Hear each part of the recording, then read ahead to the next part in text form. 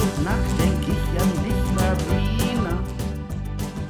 Kleine zauberhafte Ballerina, wo bist du, meine süße Carolina? Aber du gehst ganz grad an mir vorbei. Doch eines Tages traf ich sie im Mondschein. Ich lud sie ein zu einem Glase Rotwein. Und wie ich frage, Liebling, willst du mein sein? Gab sie